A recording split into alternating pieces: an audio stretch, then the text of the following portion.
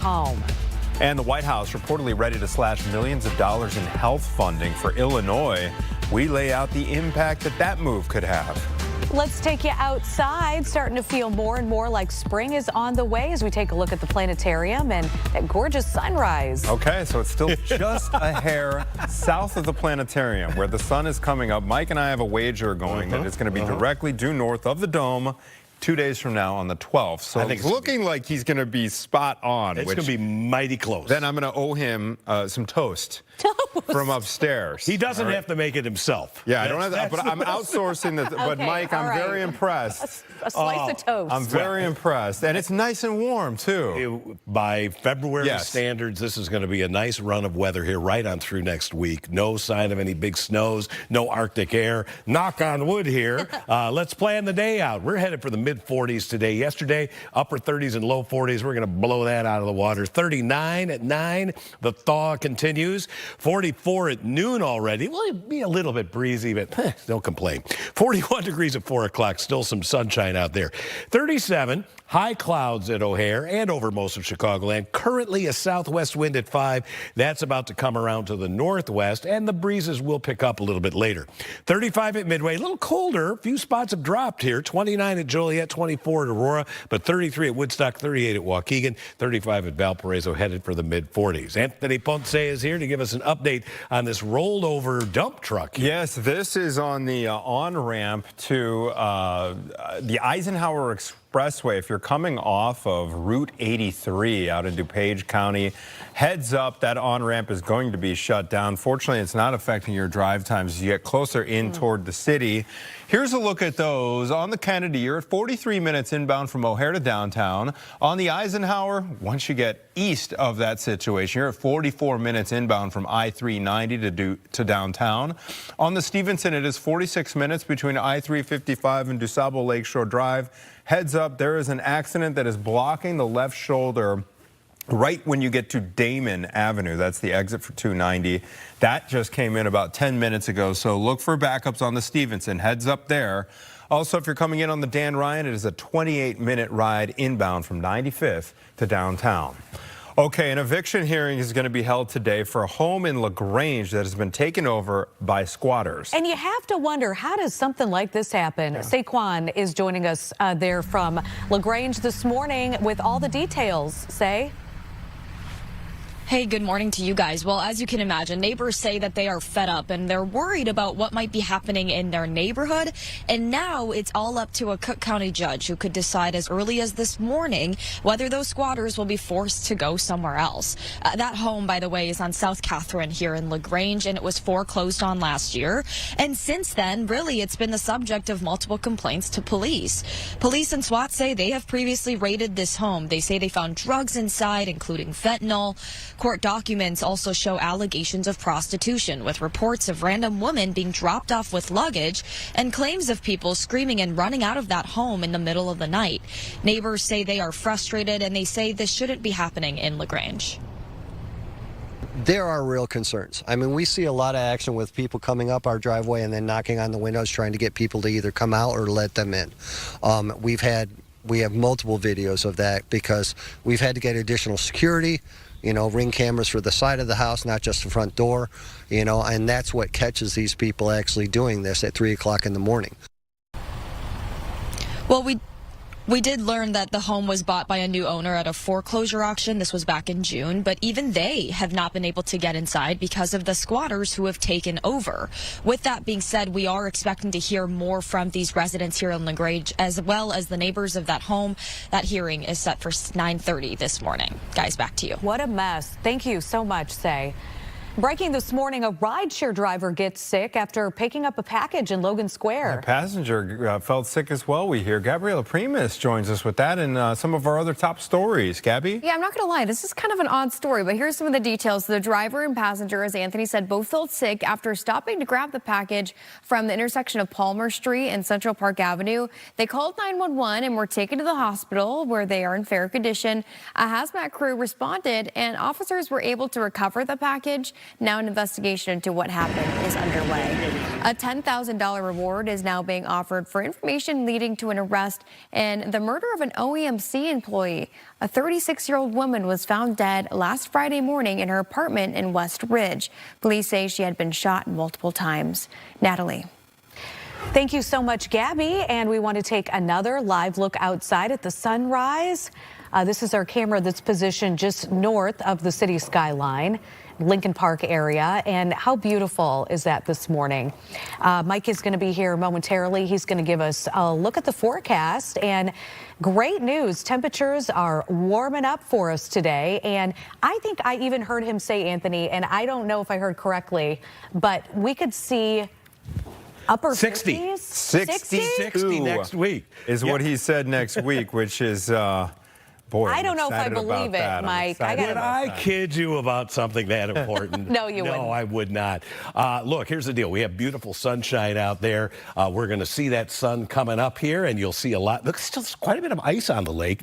We're going to eat into that in coming days, as also we will be melting a lot of snow. Let's take a look at the snow cover map here, in fact.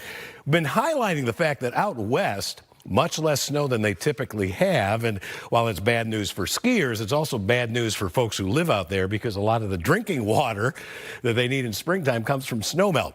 Around here, there's still, a few inches of snow on the ground, particularly in these areas shaded in the darker blue. That could be 4 to 5 inches of snow, but most of Chicagoland kind of in the 2 to 3 inch club. That's going to be going away very, very quickly, especially with temperatures like this. 45 today's high. Will be a little bit breezy, northwest winds at 10 to 20, but it will be partly sunny. Take a look at the 7-day forecast, though. Every single day, warmer than normal. Now, tomorrow won't be as warm as today, but that's still warmer than normal. Thursday, there's a little system missing us for the most part to the southwest. I'll put a 20% chance of a snow or a rain shower, maybe LaSalle County, almost all of Chicagoland. It's a nothing burger. Over the weekend, looking good. Valentine's Day, high of 45, 42 on Sunday. And then this is the beginning of the really warm stuff coming in here. Monday's high 48.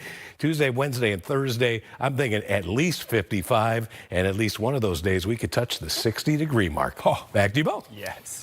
I'll believe it when I feel it. Thank you, Mike. Illinois is joining a World Health Organization pandemic response network. This after the president withdrew the U.S. from the WHO. The director of the State Department of Public Health is going to join us in studio to break down what this all means.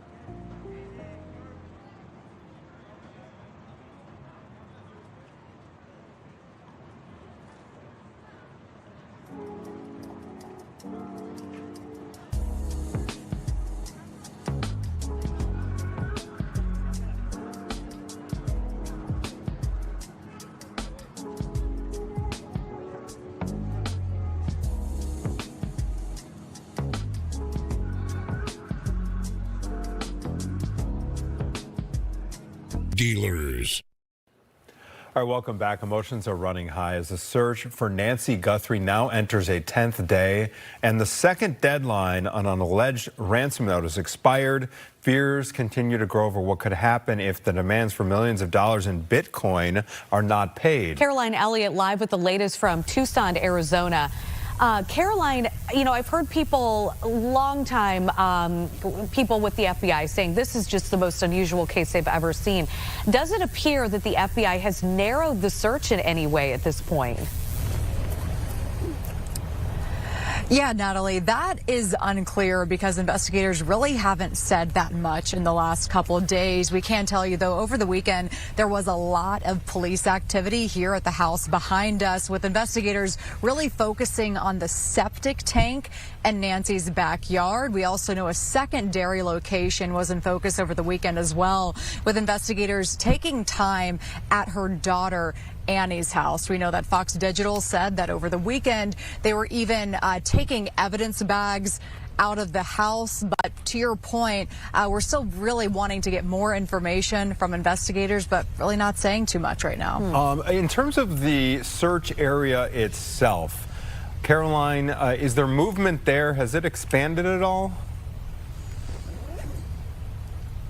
Yes, that's what it appears to look like, at least right now. We do know that teams are also operating a multi-state digital billboard campaign and putting up these billboards all over the country right now. Some of those cities include Phoenix, Dallas, Albuquerque, and also spots in California, as well as it's now been at least 9 days.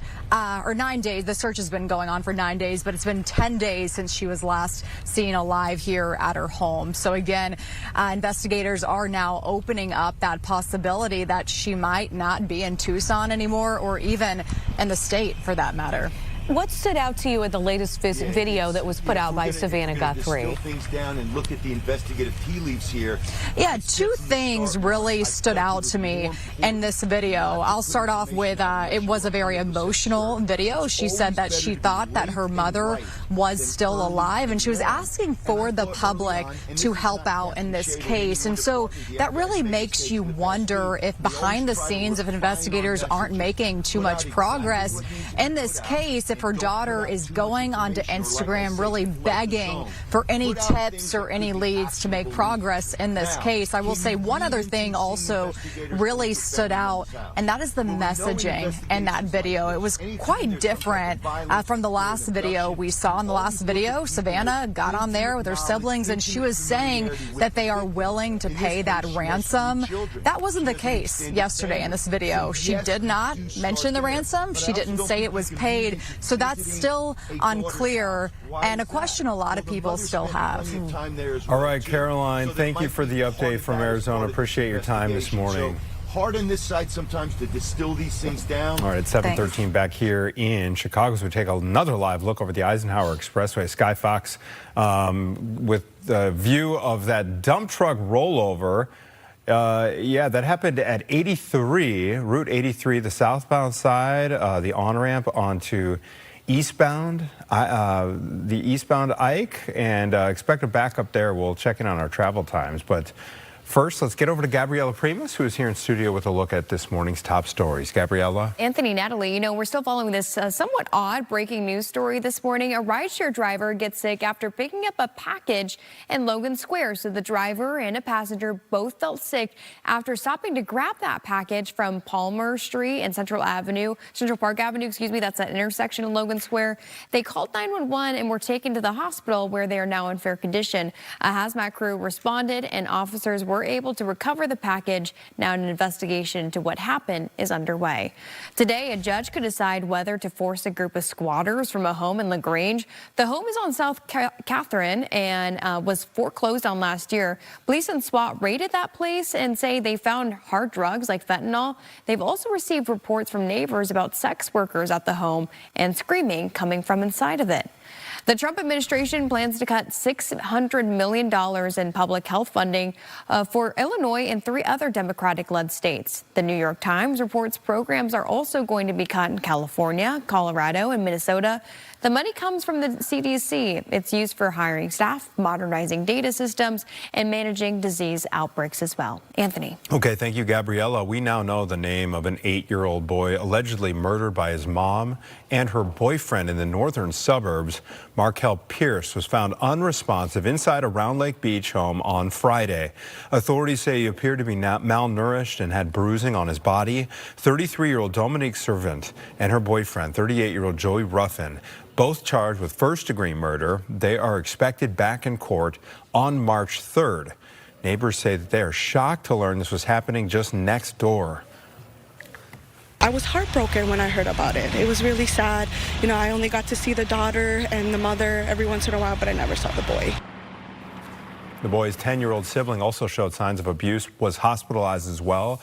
DCFS says the family was not receiving any assistance from them and that they are investigating. New this morning, Cook County prosecutors dropping charges against a group of people arrested during a protest outside of the Broadview ICE facility last fall. The sheriff's office says the November demonstration, it started peacefully, but tensions eventually boiled over, which is what you're seeing here in this video. Multiple people were hurt, including 4 police officers.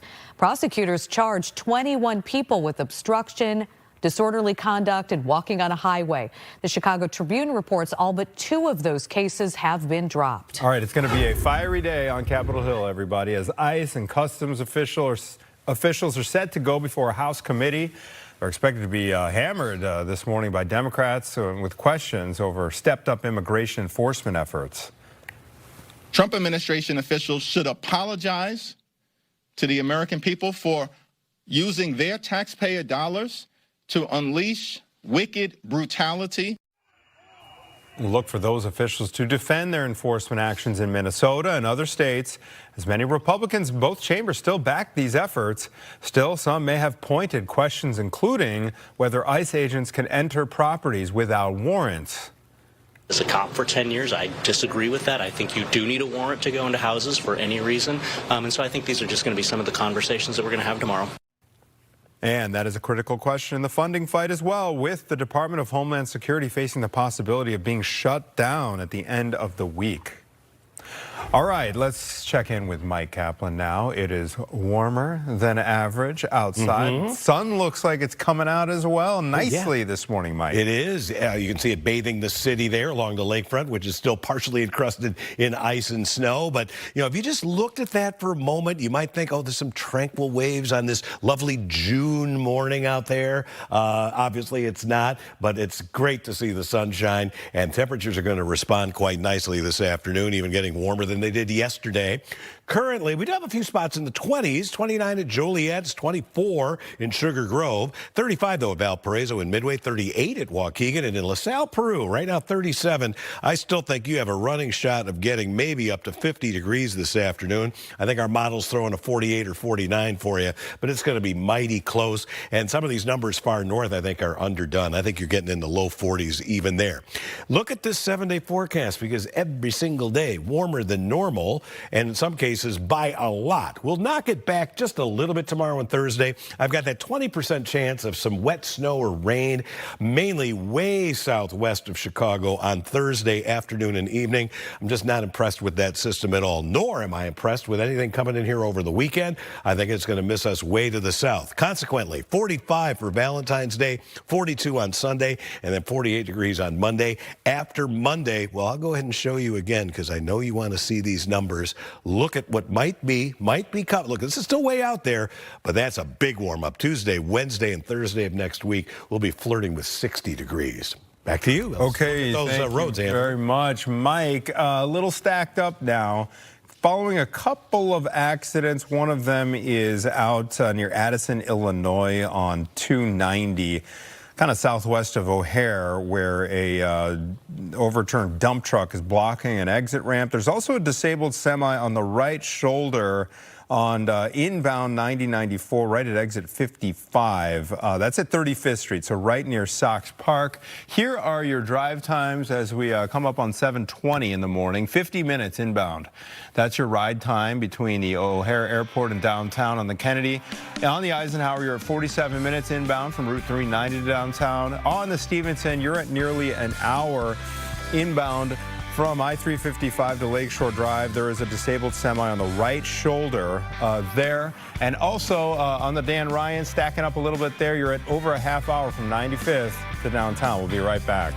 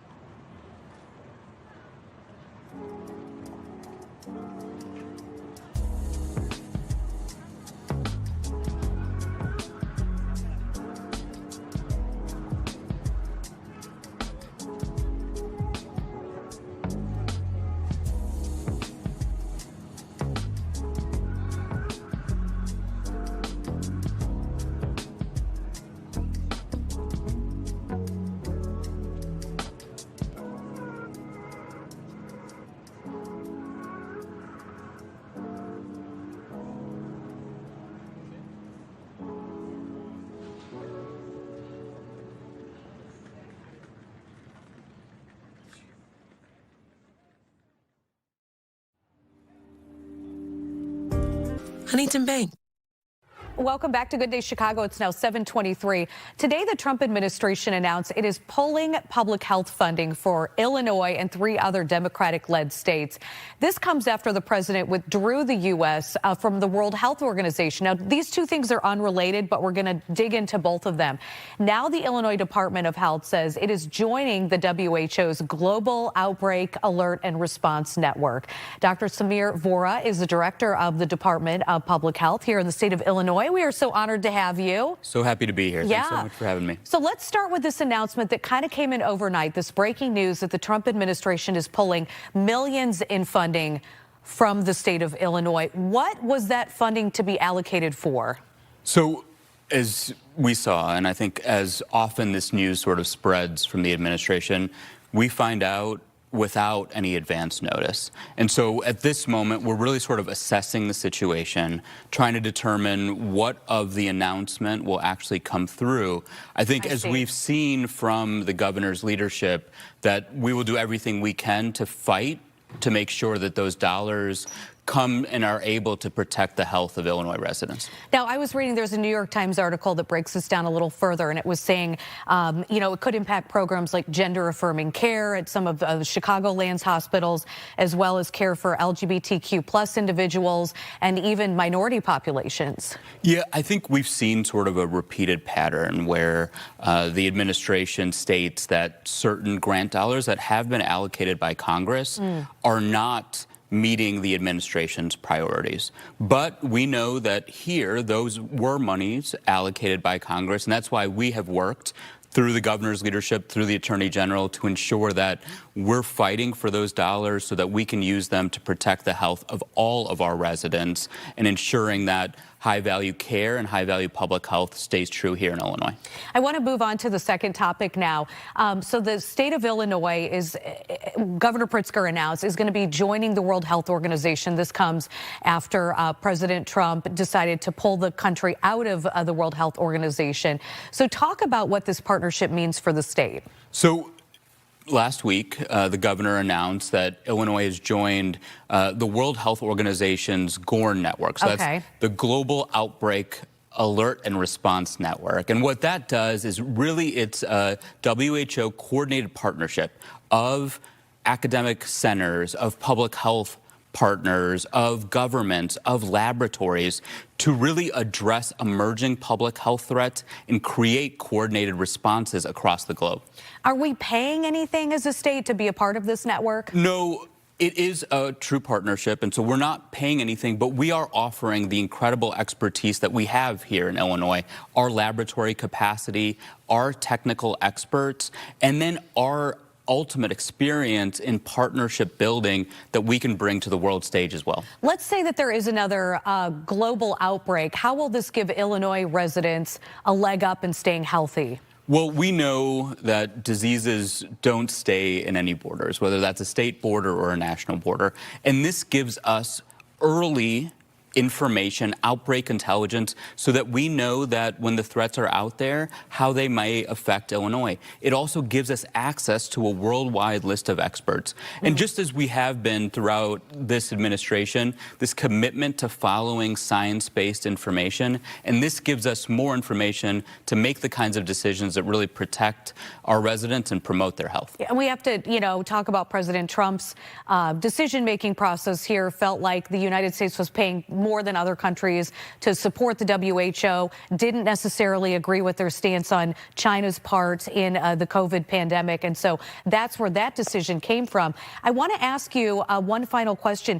Is the Department of Public Health, along with the WHO, monitoring any specific threats at this time?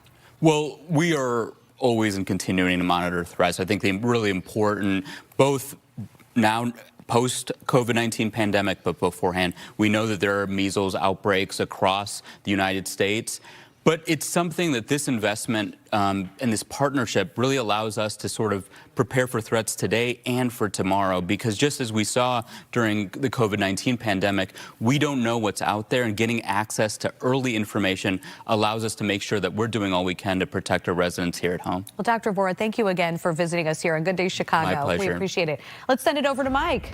I am watching a beautiful sunrise take place, and you're going to see plenty of sunshine today with temperatures soaring well into the 40s for most of Chicagoland. But the warmest weather is on the way next week. You're going to be pretty happy with Valentine's Day, too. We got the full forecast coming up.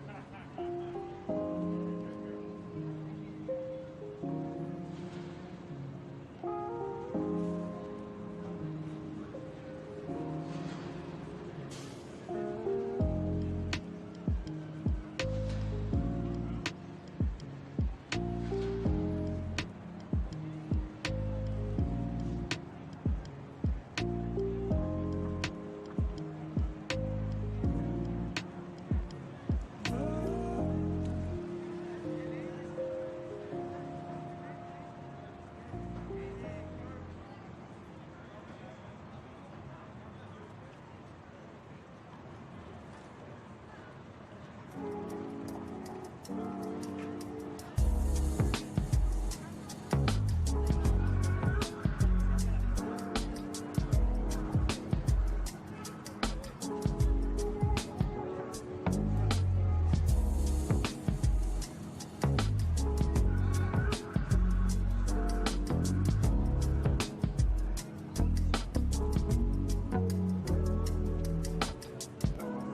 online. Welcome back. Here's a look at some of your top stories. 2 people are charged with murder in the death of an 8-year-old boy in Round Lake Beach. Dominique Servant and her boyfriend Joey Ruffin are charged with killing Markel Pierce. Police say Servant is Pierce's mother. The boy was found last week, and police say he showed signs of being malnourished and also had bruising. A woman is charged with murder in Illinois, and she will face an extradition hearing in Wisconsin today. Crystal Woods is charged with killing a man nearly a week ago at an Oak Brook Terrace office building. She was arrested up in Milwaukee, where police say she lives. Police have not given a lot of details about the shooting. It could be a first down for the Bears in Illinois.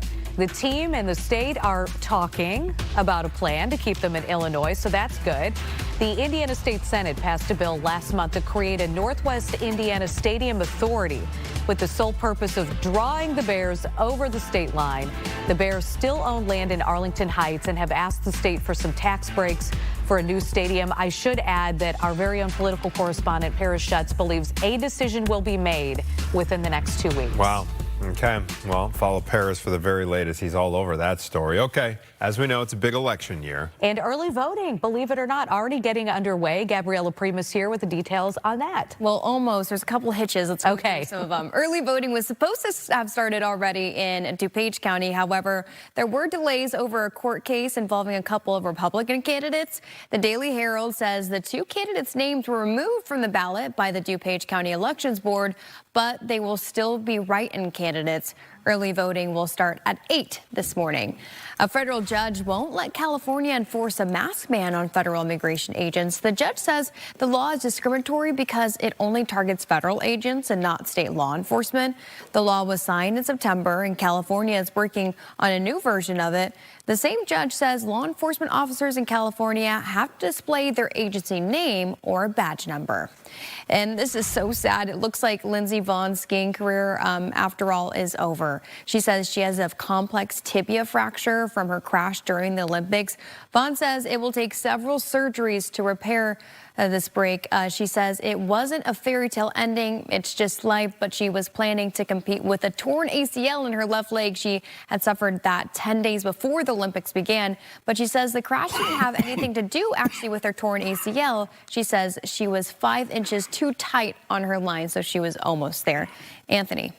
Thank you very much, Gabrielle. Appreciate it. At 7:34 here as we take a live look over the Adler Planetarium. Mike, I like how we are relatively warmer today and for the foreseeable. Yes, no sign of Arctic air, no big snowstorms in sight. This is, in my opinion, a welcome turn since what we went through in January when it was so cold pretty much every single day. So warm, in quotes, everything is relative till further notice. Today, breezy and even milder than it was yesterday. After a brief dip, still above normal tomorrow and Thursday, temperatures are going to surge back into the 40s starting on Friday and last for a long time. Possibility of unseasonable warmth next week. I'm talking 50 plus. Currently, with a little more high cloud cover out there, and actually we got some altocumulus in place as well. That's a mid-deck of cloud cover. 37 at O'Hare. Southwest winds at 5, about to shift to the northwest. It'll be kind of blustery here this afternoon. Not overly windy, but maybe 10 to 20. It is a 37-degree reading at the lakefront, only 30 though at Joliet, 34 at Woodstock, 34 at Michigan City.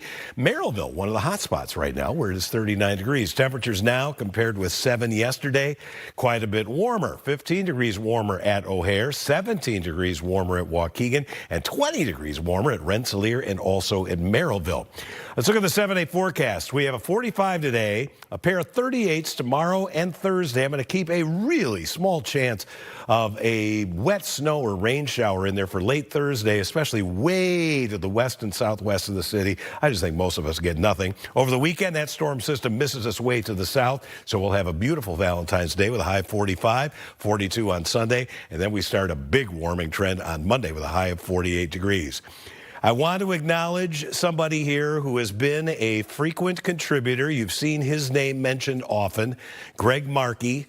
This is one of the recent photos. He was an avid photographer. He and his comrade for 25 years, Kathy Abretsky. You've seen her work many, many times here as well. I got notification from Kathy yesterday that Greg suffered a heart event, fell down some stairs, and they're making the very difficult decision to take Greg off of life support today. So I wanted to share some of his work and acknowledge kind of a friend of the broadcast here. His pictures always inspired us, and I think other photographers. He and I shared many discussions about his pictures and kind of shared some technique ideas. And to Kathy and all of Greg's family, we are wishing you nothing but our sincere condolences here, and we will miss his work and contribution to the shows. We'll be back after this.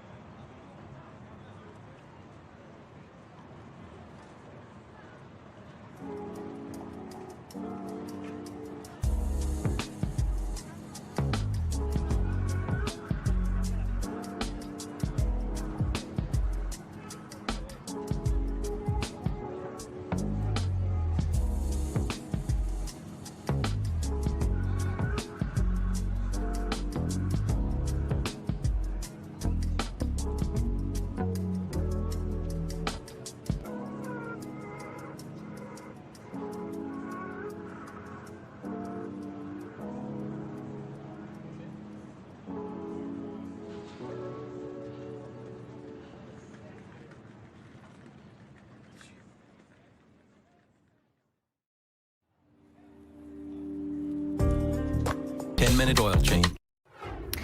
Welcome back, 7:39. You know, everybody's so shocked when Catherine O'Hara died. It just seemed so sudden. I know, it's like losing a family member. So, you know, her role in Home Alone as the mom and just so many other iconic roles. And so let's check in with Gabriella because we now know her cause of death, correct? Yeah, I heard so many gasps when people were looking at their phones when they saw, you know, some of those alerts. But yeah, we finally have some answers. TMZ got a hold of her death certificate, and it shows she died from a pulmonary embolism. But it also lists rectal cancer as an underlying cause. When she died, it was also learned she had a rare condition where some of her organs were on the wrong side.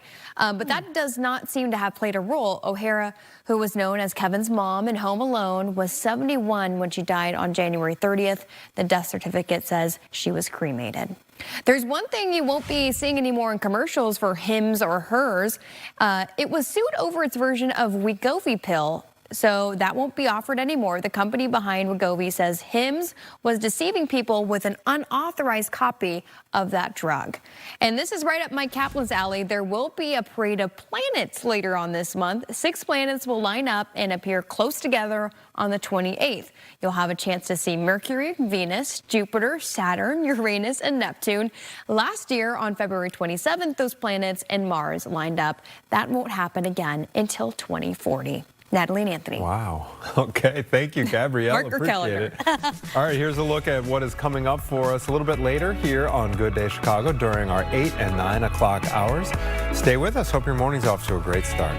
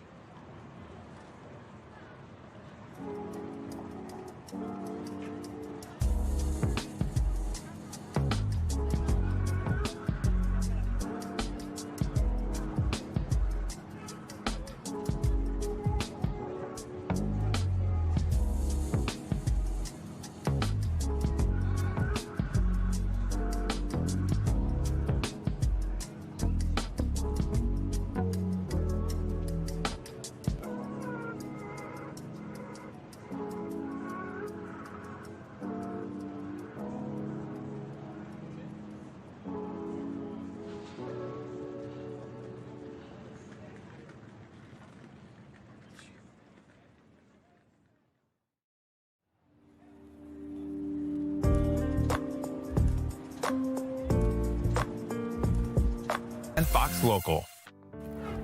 Welcome back to Good Day Chicago. We're so glad you're with us. Another live look at the planetarium as we continue to watch the sunrise this Tuesday morning. And what does the little temperature bug say down there, Mike? I don't have my binoculars. 37 degrees, everybody, at 7:45, and we're only going up from here. Yeah, I mean, you know, the normal high this time of year around 33, 34 degrees. We're already above that in most locations. Any precipitation is nowhere near us, and I don't expect anything of importance and probably nothing at all for at least the next week around here. Headed to the northeast, a little snow system there that's promoted some winter weather advisories, including around southern New York, western Connecticut, and much of New England.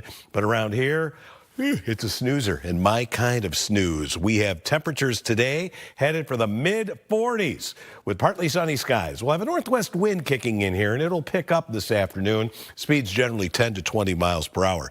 Tonight, we'll drop it to 28 degrees under a partly cloudy sky. Won't be as windy, so just kind of seasonably chilly. But every single day in the 7-day forecast, warmer than normal, and it gets way warmer than normal next week. We'll dial it back just a little bit tomorrow and Thursday, but tomorrow with mostly sunny skies, it's going to be nice out there. 38 on Thursday. I'm keeping that 20% chance of some mixed precipitation, mainly for areas way to the west and southwest of Chicago. 44 for the high Friday, then mid-40s on Valentine's Day, 42 Sunday, and then the start of the even bigger warming trend, Monday's high, 48 degrees. Back to you. Thank you, Mike. Aurora's planning a ceremony to mark 7 years, and this is a sad occasion since the Henry Pratt shooting. There will be a wreath-laying ceremony on Sunday at Aurora City Hall. You might recall 5 people were killed at the Henry Pratt Company when a disgruntled worker started shooting. The same shooter also wounded 5 police officers before they were able to take him out. Chappell Roan says she has broken ties with her talent agency over ties between its chief and Jeffrey Epstein. She says she refuses to stand passively by. Casey Wasserman is also the head of the LA 2028 Summer Olympic Games Committee, and his name came up in the last round of released Epstein files with connections to Epstein's former girlfriend, Ghislaine Maxwell. Wasserman says he is sorry for his connection to her and says he never had contact with Epstein. All right, once again, birth rates are falling here in the U.S. The Centers for Disease Control and Prevention says there were just over 3.6 million newborns last year, which is about 24,000 fewer than in 2024. The data is still being compiled and analyzed, but the final total may only add a few thousand additional babies. Experts say falling birth rates might be tied to money worries and concerns over health insurance. We'll be right back.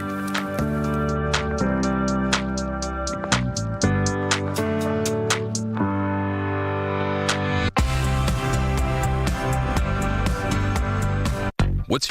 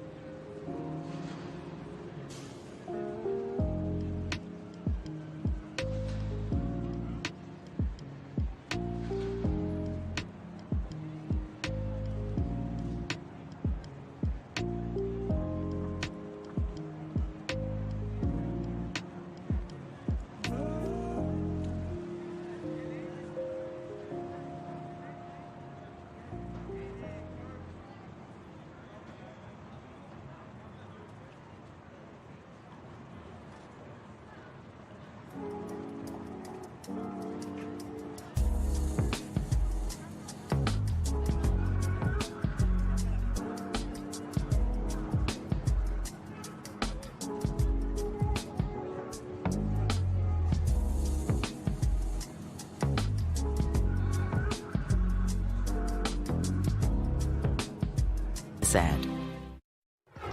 Well, welcome back, 10 till 8 o'clock on your Tuesday morning. It's Black History Month, and in honor of the celebration, our resident Chicago historian, Sherman Dilla Thomas, is diving into some historical figures you may not be aware of. Dilla, thank you for being here. Oh, my pleasure. Good to see you. Second week in a row I get to talk to you.